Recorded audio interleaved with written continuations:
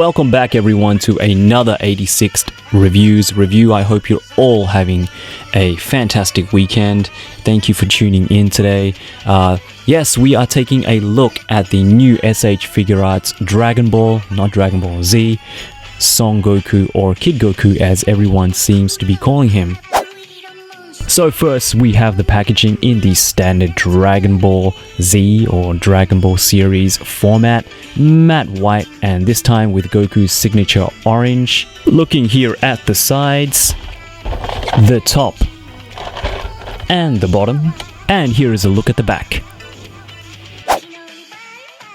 Now this is the first Dragon Ball figure from Figuarts that's not a Z character, which definitely opens up the door for many future Dragon Ball characters to follow, like Bulma and Master Roshi, which will follow later this year. Goku, being the main character of the show, is the obvious first choice, and I gotta say that it doesn't disappoint. I really did enjoy messing around with this figure. It's got some really nice articulation, which I'll run over later on in the video, and some fun accessories too. But first off, let's take a look at those cute little head sculpts. Well, they're actually bigger than the other characters. Here's Yamcha, but you get what I mean. As with all newer Dragon Ball Z releases by Figuarts, all faces are digitally printed, so all of the details are really clean and really sharp. Here is his angry face. You also get a closed eyes smiley face. Just really nice details, very clean. And you also get an open eyes smiley face as well. Very manga accurate, I think. I think overall Figuarts did a great job in capturing Goku's child form. Not just the facial details, but the expressions, his hair, which turned out really well, I think. It's a nice shape. And the overall proportions, of the body when you compare it to the size of the head. He's got that really curious innocence to him. Which was definitely one of the little charms of the original animation, and it really gives this figure a lot of character.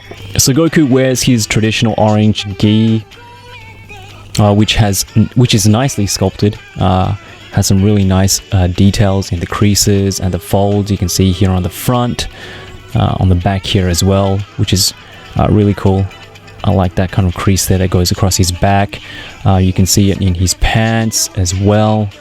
He also dons the Kame mark, or the Master Roshi mark, on the back and on the front, which is nicely printed on there as well. We don't get too many paint apps, as the gi is molded is molded all in orange plastic. The arms and the head, the neck, are molded in a skin tone color, which is nice. Oops, the tail fell off. Yes, the tail is painted. It's a white plastic, but it's painted in a brown, and it pops onto his butt just like that via a ball joint. The only paint apps that we do get are his wristbands and his shoes, which are blue, a solid blue plastic, but they're painted white, and it's done quite nicely, pretty sharp as well. And on the undersole of his shoe as well, the belt here is a softer black plastic, and his hair is a molded plastic as well.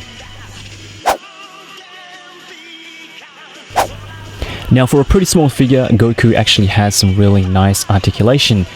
Left and right swivel at the head, or all the way around. He does look up and down, but it is a little bit limited, and you do get some left and right tilt as well. The shoulders are pretty great, as you can get the arms all the way in together to get that kind of natural Kamehameha pose, or you can get him to hold the staff, the power staff, both hands together like that, or even have him, cross his arms like that. So some really good shoulder articulation, butterfly joints there.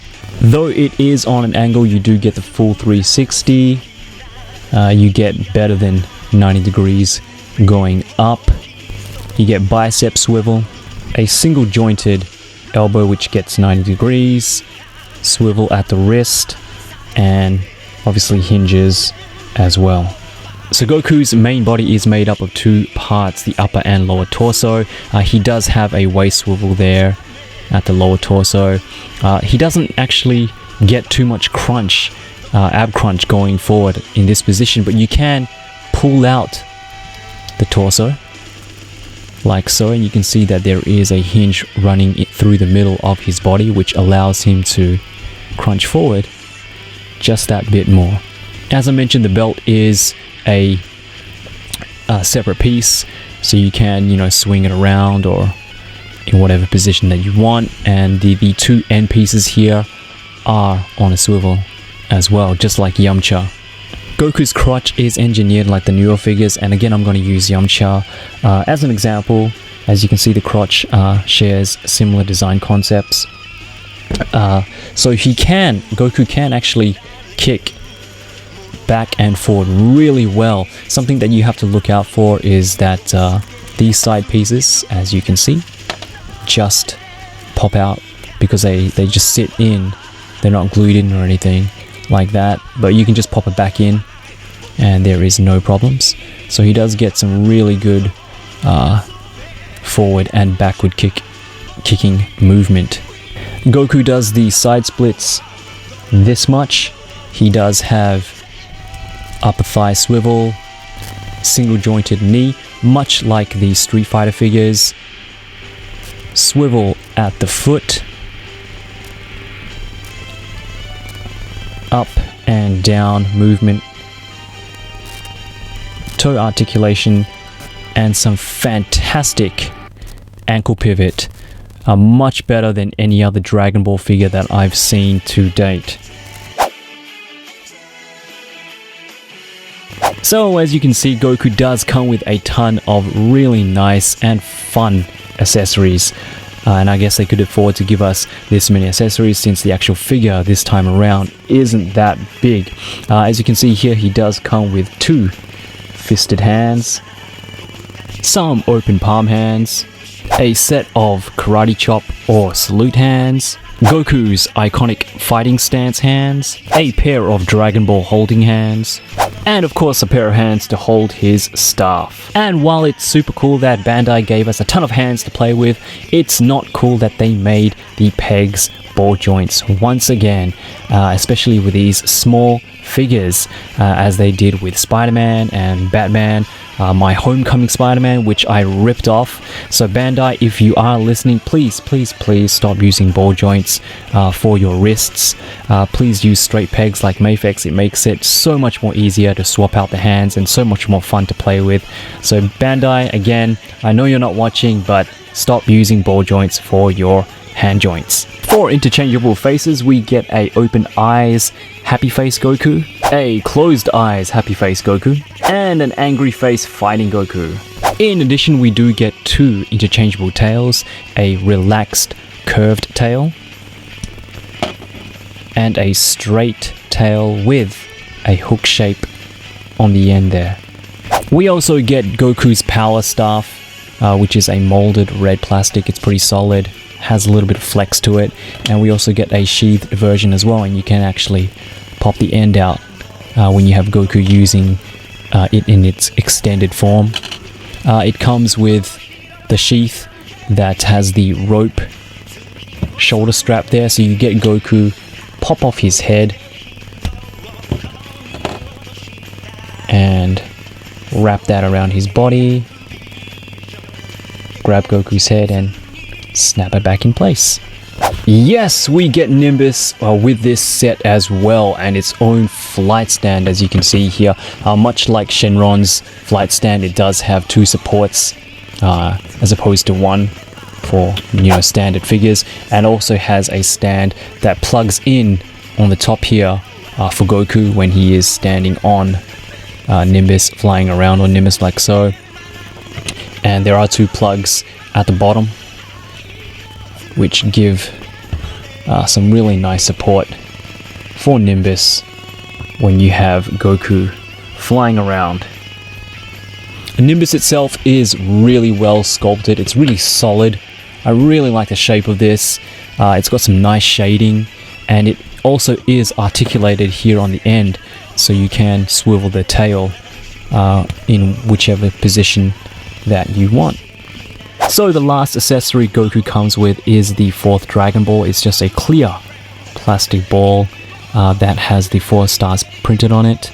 Apparently we will be getting a Dragon Ball with Master Roshi and Bulma, and that will leave us with 4 more Dragon Balls and I guess 4 more characters from the Dragon Ball series. And here is Goku with some other figure arts and figurized Dragon Ball Z figures.